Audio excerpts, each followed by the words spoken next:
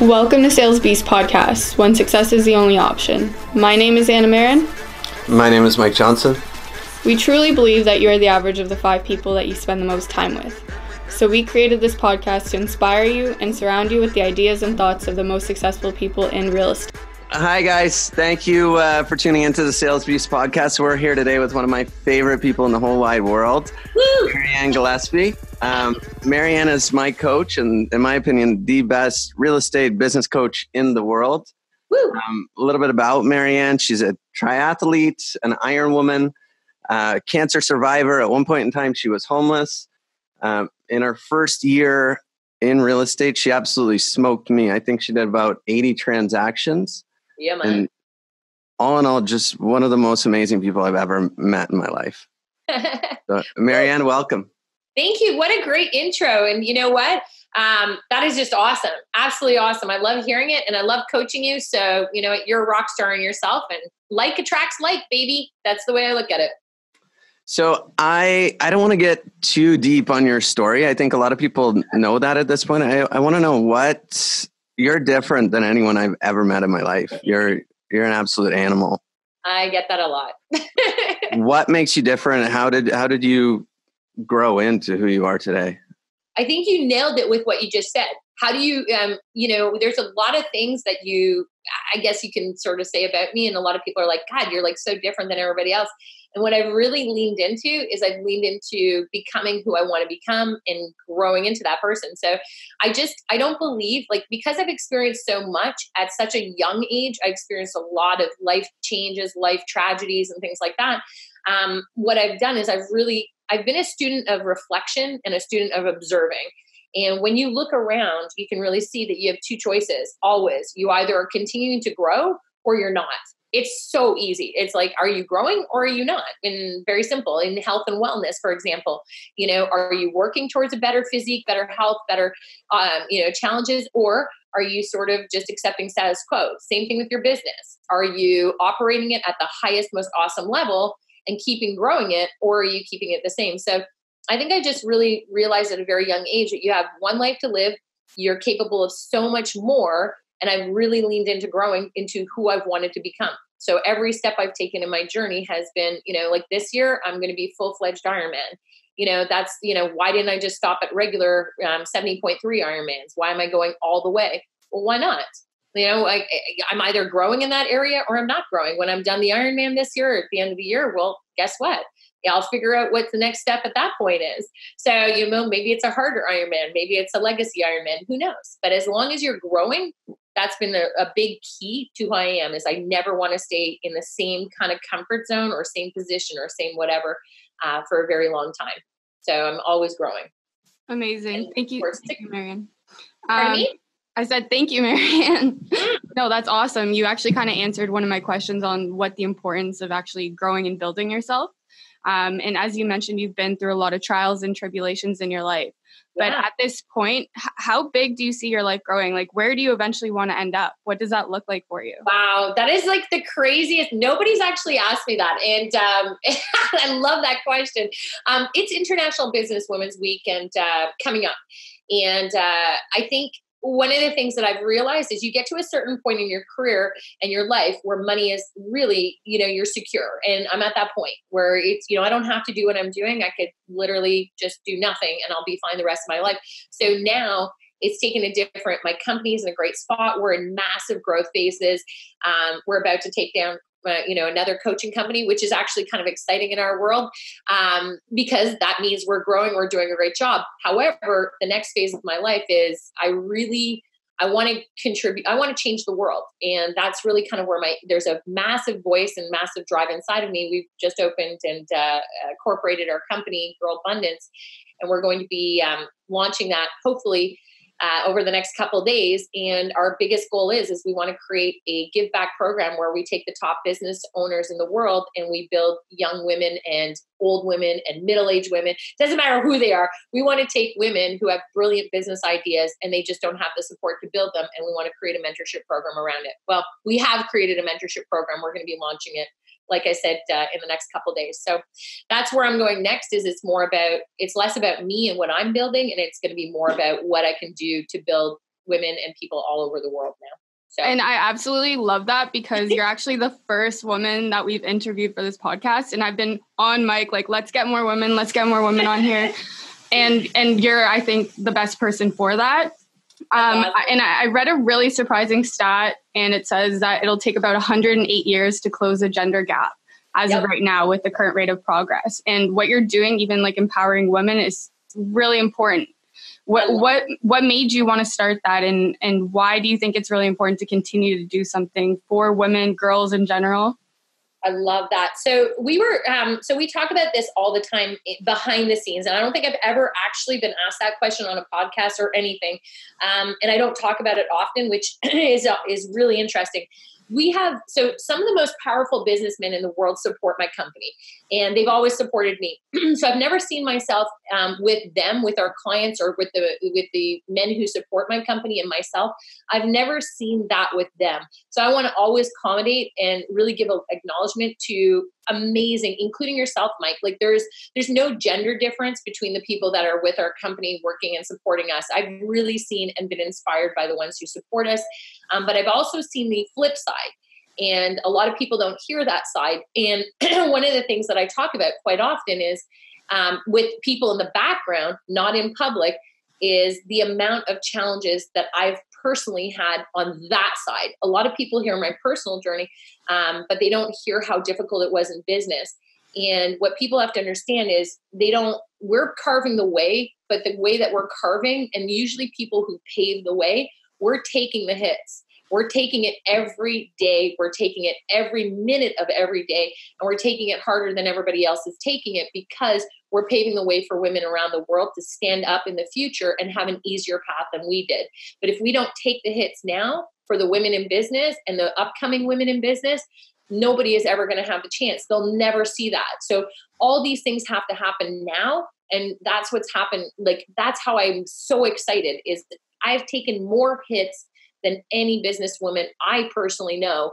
And when I say hits, I mean everything. You know, I've had opportunities taken away from me when I've deserved them. I've had critique. There's not a day that goes by that I don't get some message from somebody telling me I'm not doing something right. And they're not in my ecosystem. They're just people giving me feedback. Like, I lost 100+ pounds. Well, now I'm too skinny. When are you going to stop? Oh, there must be something wrong with you, or da-da-da-da. Like, it's something every day. It's like, oh, you're too tough, or, you're too this, you're too that.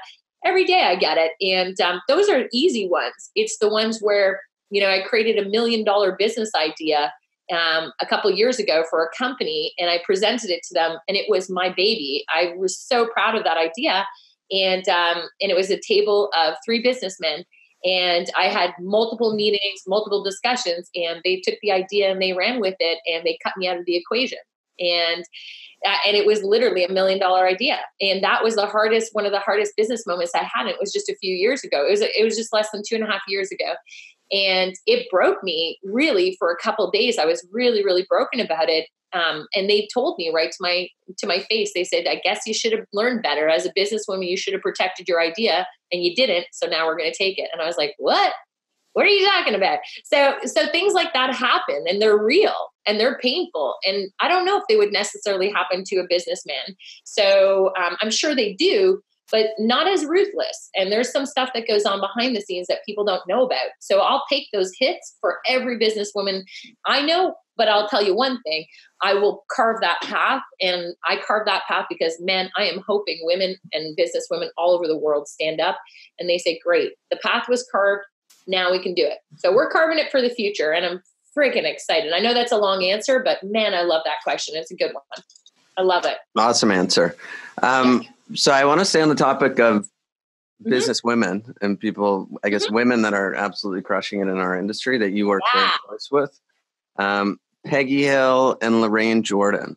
Yeah. So they're very close friends of yours. You coach them. I love those women. Probably the two of the top people in Canadian real estate. What is it that makes them different? And tell me a little bit about, how do you coach people that are already that successful? Yeah. So when you coach, when you get to a certain level, it becomes, there's okay, when you look at the Peggy's and the Lorraines, and, ironically, I'm picking Peggy up maybe in a couple hours if the snowstorm doesn't stop, we'll see. But anyway, when you look at women like that, here's a really good example is, they're at the top of their game. They're super creative and they're super out of the box thinkers. I'm an out of the box thinker. So a lot of the conversations is not about, coaching them at saying, this is what you need to do. This is what you need to do. They know their shit. They're already up there. It's more about brainstorming. It's more about having a mentor that that they can come to and they can say, hey, today I just want my entire team to disappear. And, and having that shoulder to kind of just lean on, having that support, having that extra voice that says, hey, it's just a tough day for you, making sure that they're taking their time off. They're very driven. So it's very important to get that wellness balance in their lives and stuff.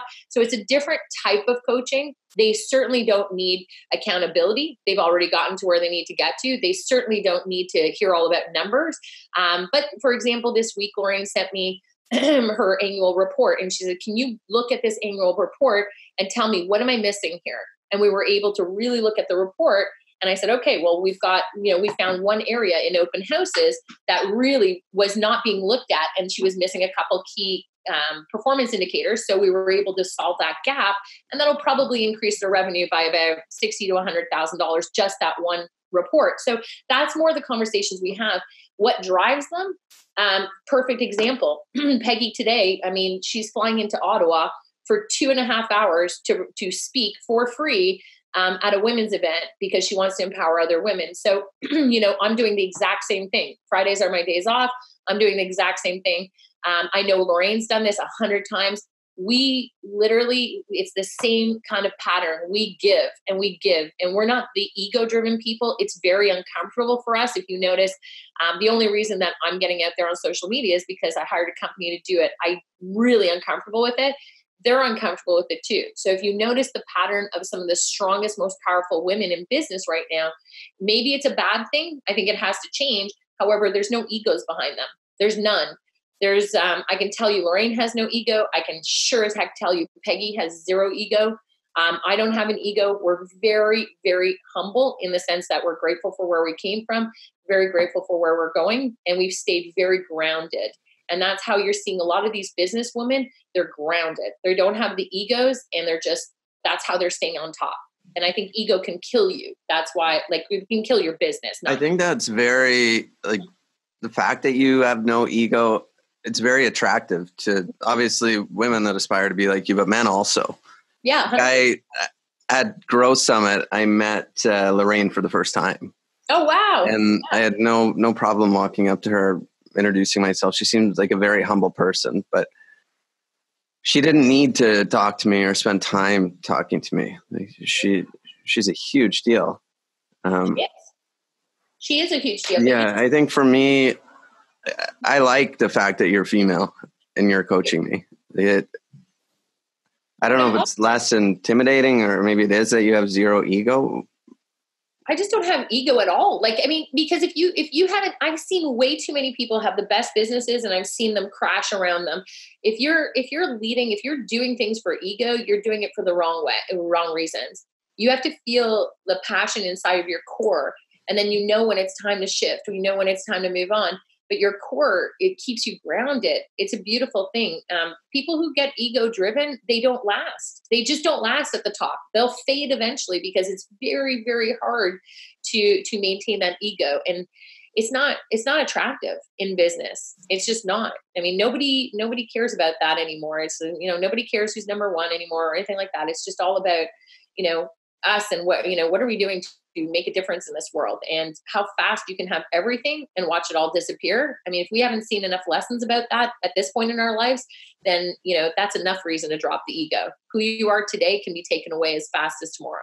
Simple as that. For sure. And ego really doesn't it sets you back. It doesn't allow you to keep progressing. And like you said before, you're a student of reflection and observing, and with an ego, that's going to just stand in your way.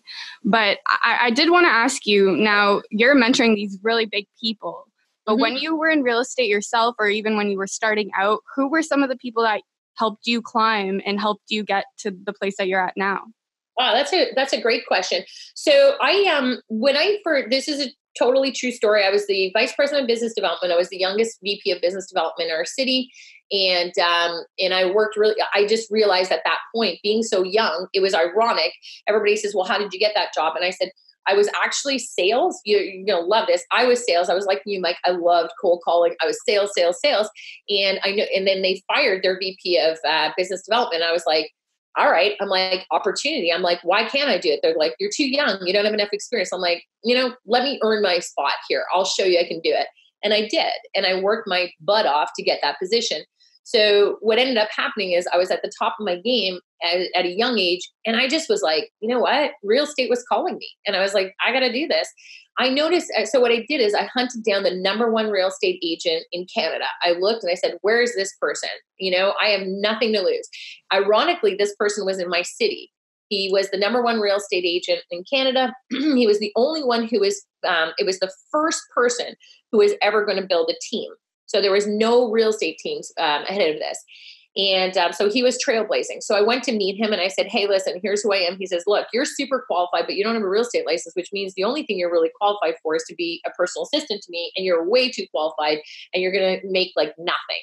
And I said, I don't care. I said, what do you credit your success to? And he says, I have a coach. And I was like, all right. I'm like, perfect. And I was like, let's do this. So anyway, long story short, he says, well, all I have right now is, I have a position. And again, if you do it, I want you to work two years for me. He goes, and I was like, you want me to work 2 years for you?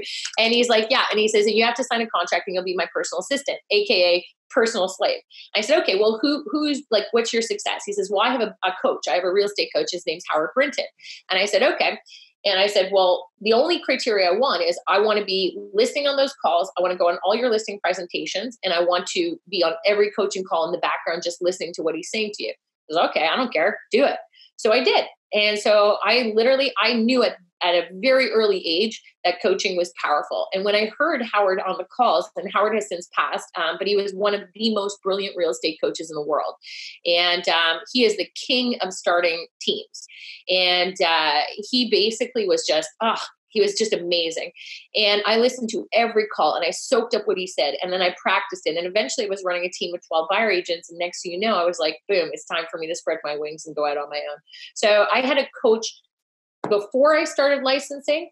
And then when it was the only thing I spent money on. It was the only thing. I had literally no money when I started in real estate because I had basically worked for like $7 an hour for almost 2 years. I was broke. broke. And I hired a real estate coach and I was like, I don't care. I will pay everything I can. And I joined Howard's team as far as hiring a coach there.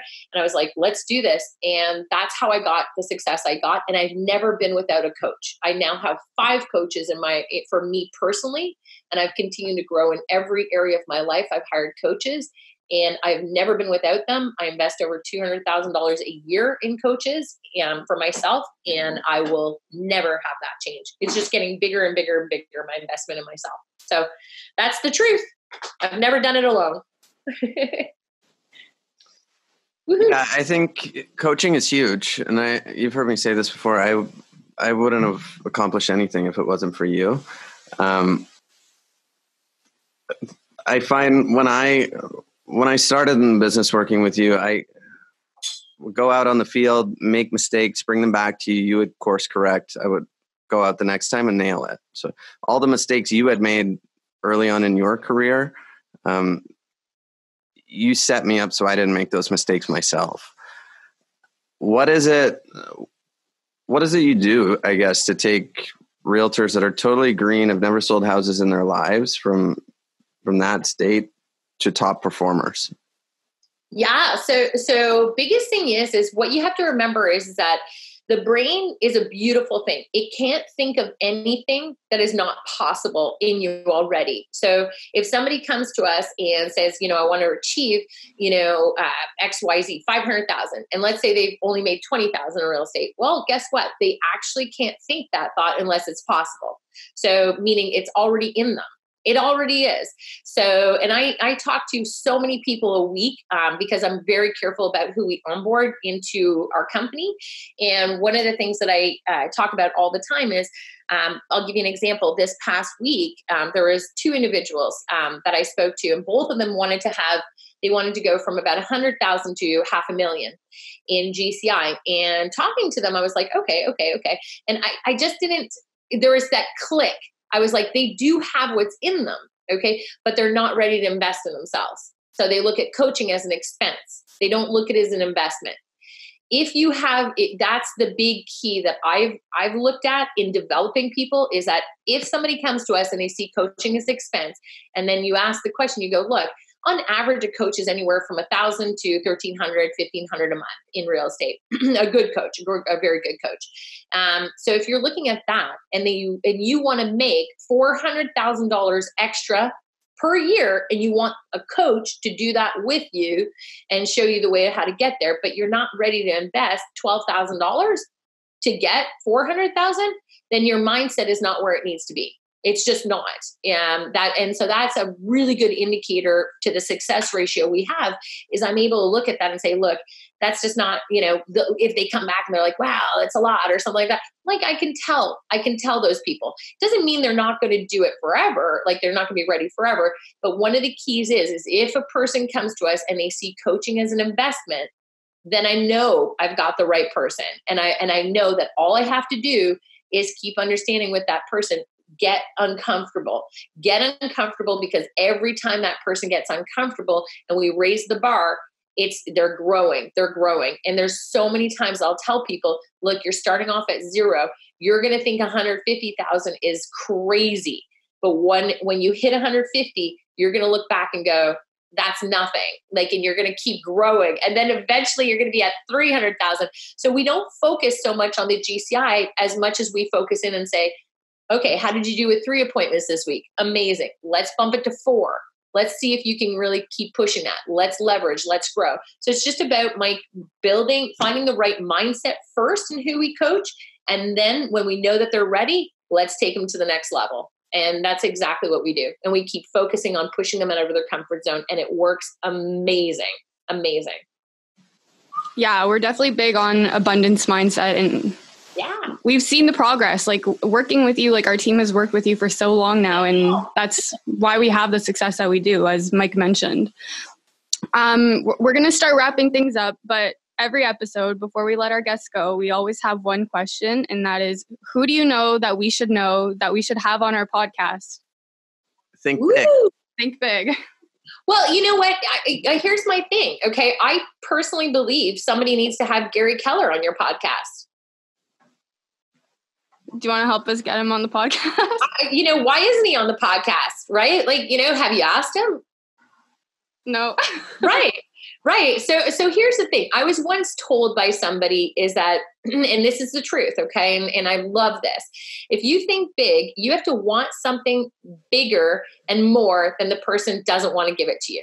So if you want it more than that person, now, please, this is only for very certain things, okay? Like if you want a cupcake, and then you can't go after that cupcake without buying it.